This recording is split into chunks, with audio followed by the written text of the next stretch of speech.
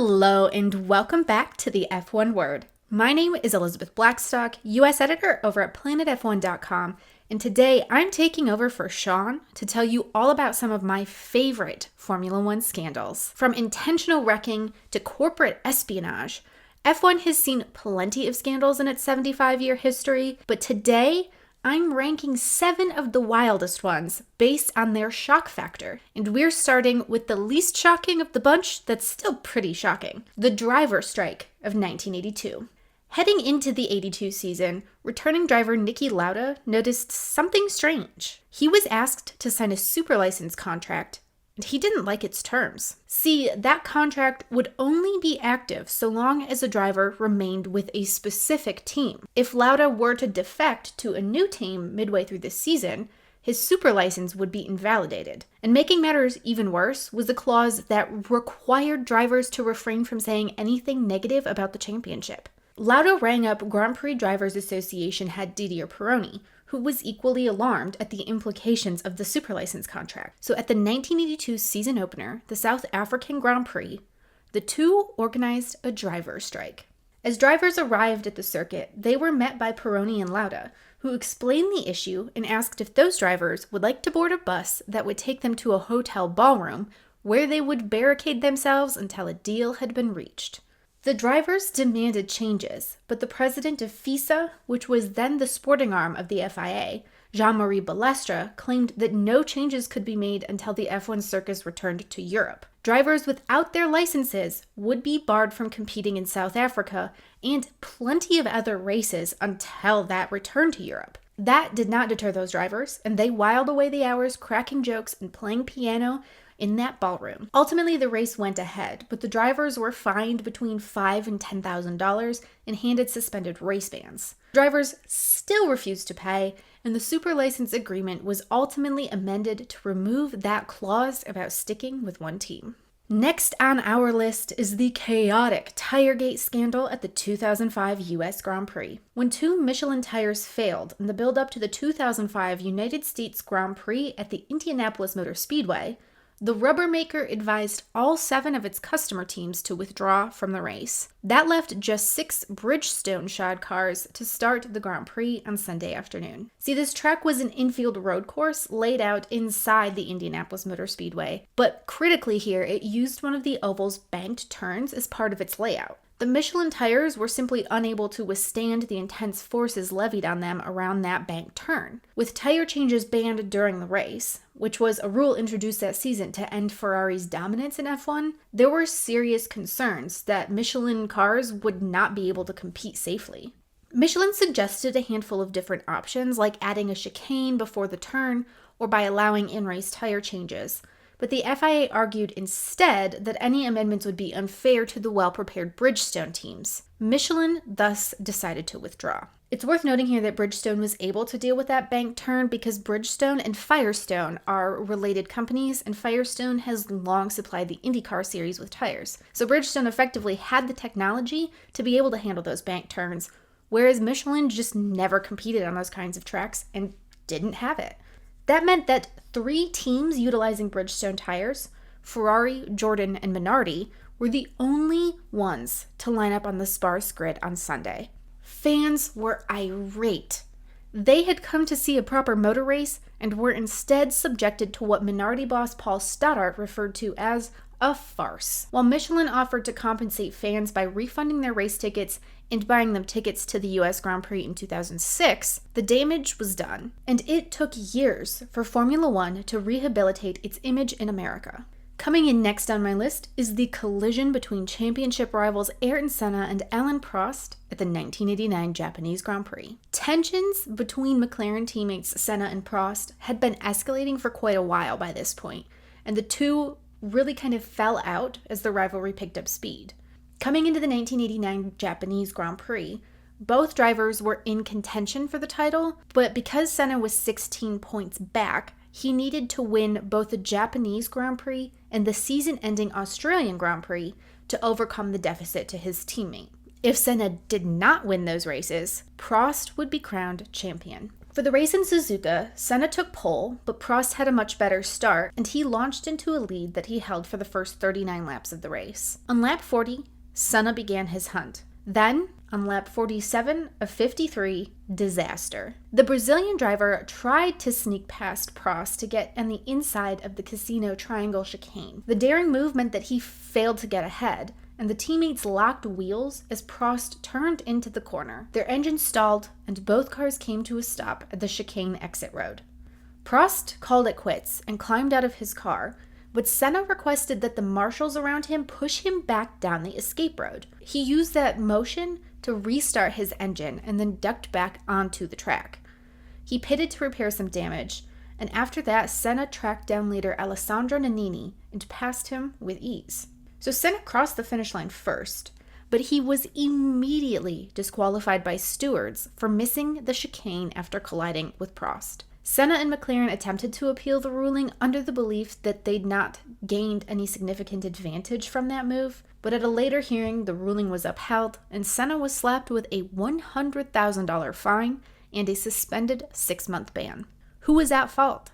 Senna or Prost? Fans have been debating that ever since. For our next scandal, we need to turn back the clocks to F1's first decade to talk about the kidnapping of Juan Fangio. On February 23, 1958, 5-time Formula One champion Juan Fangio thought he was signing an autograph when he realized that actually the fan in question was sticking a gun into his ribs and demanding that he leave his hotel. His kidnappers were members of the Cuban Revolution, protesting the violent regime of Fulgencio Batista by kidnapping F1's biggest superstar the night before the second running of the non-championship Cuban Grand Prix. These kidnappers had no ill will toward Fangio himself, and honestly, they treated him really well when they finally sequestered him in their hideaway. They gave him food, they let him call his family to let them know that he was safe, and they even sat down with him to watch the Cuban Grand Prix on television the next day. The whole goal of the kidnapping was to draw attention to Batista's failed state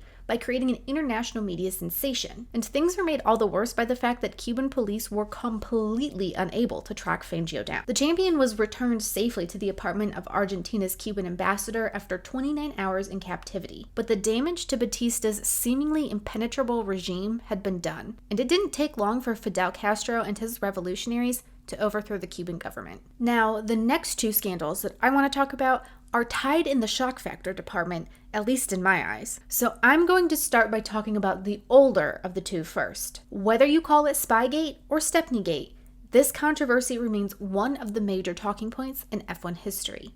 In this instance, a disillusioned Ferrari employee named Nigel Stepney provided almost 800 pages of documents to McLaren employee Mike Coughlin. Those documents included major design details and technical specifications from Ferrari, and Coughlin's wife photocopied those aforementioned documents. Ferrari discovered the scandal after an employee at a local copy shop grew concerned about the documents that were being photocopied. The employee reported the issue to Ferrari, which in turn reported it to the FIA, exacerbating an ongoing battle between Ferrari and McLaren at the time. Making matters even worse was the fact that FIA boss Max Mosley and McLaren team principal Ron Dennis despised each other, and that McLaren was balancing two superstars, Fernando Alonso and new signing Lewis Hamilton.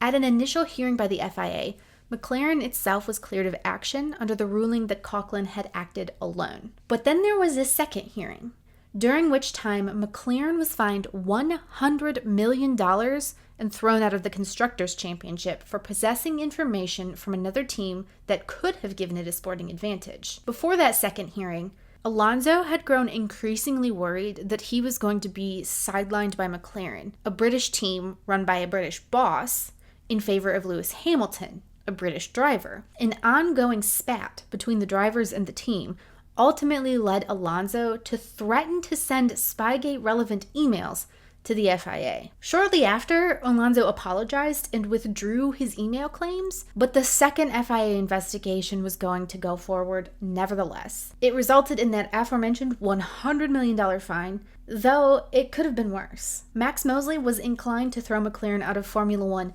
entirely, but was talked down to a fine by Bernie Ecclestone, who subsequently quipped that the fine was, quote, $5 million for the offense, and $95 million for Juan for being I'll let you fill in the blank. Tied with Spygate in the shock factor department is none other than the 2021 Abu Dhabi Grand Prix. The F1 2021 championship was set to be decided at the season-closing event, the Abu Dhabi Grand Prix. Championship rivals Max Verstappen of Red Bull Racing and Lewis Hamilton of Mercedes entered the race tied at 369.5 points. The driver who finished highest in the race would basically win the title. It looked like it was going to go to Hamilton, who had a distinct lead on lap 53 when Williams driver Nicholas Latifi crashed in turn 9 and brought out a safety car with fewer than 5 laps remaining in the race. Hamilton remained on the track, expecting the race to end under the yellow flag. But Verstappen pitted and returned to the track in second place,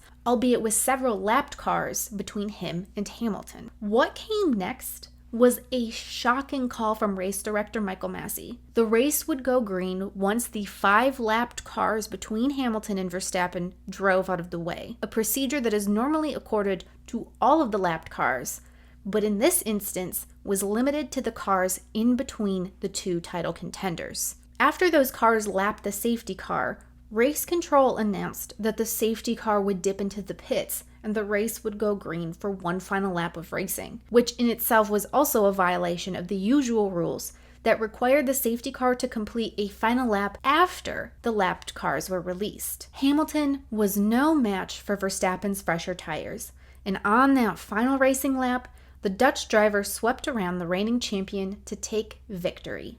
Fans and Mercedes personnel were shocked. The German marque protested the result, and while the stewards dismissed that protest, citing an article in the sporting regulations that allows the race director to have, quote, overriding authority on overriding any restart procedures, Mercedes insisted that the FIA investigate further. Masi was eventually removed from his role as race director, with the FIA concluding that yes, the results of the race cannot be changed, but differing interpretations of the FIA regulations led to all of this confusion in the first place. Finally, the most scandalous scandal of them all is none other than Crashgate. As lap 15 approached at the 2008 Singapore Grand Prix, the racing action was yellow flagged when Renault driver Nelson Piquet Jr. collided with the barriers at turn 17. A safety car emerged, prompting a round of pit stops. But critically, Piquet's teammate Fernando Alonso had already made his stop on lap 12. Rules at that time dictated that the pit lane should remain closed until all the cars lined up behind the safety car, so any advantage that leaders had built up was nullified. When those drivers dipped into the pits, Alonso inherited the lead and ultimately went on to win his first race of the season. At that time, Piquet claimed the crash was, quote, a simple mistake, at least until he was fired from Renault at the start of August in 2009. By that point, rumors had already started to swirl that Piquet had been ordered to crash in Singapore the previous year, and the Brazilian finally confessed as much when he was fired. Renault soon ended up appearing before the World Motorsport Council for a major hearing that ended in managing director Flavio Briatore and chief engineer Pat Symonds being banned from the sport for life and for 5 years, respectively. Both of those rulings would later be overturned by a French court, so that's why we have Flavio Briatore in the paddock today with Alpine and Pat Symonds coming back with Cadillac F1. But Crashgate remains the most shocking example of race fixing in F1 history and had massive, far-reaching repercussions. While Piquet was ultimately granted immunity, he never raced in F1 again, and a lot of people still kind of hold a grudge against him for being involved in that whole saga. Further, Felipe Massa argues that the Singapore event ultimately led him to lose the title to Lewis Hamilton that year. Now, these are only a handful of Formula One's major scandals, so if you have some others you think we missed, please drop them down in the comments so we can all enjoy just how absurd this sport can be. On your way there, don't forget to like this video and subscribe to the F1 Word. That's all from me today.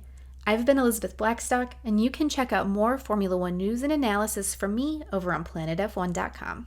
I'll see you next time.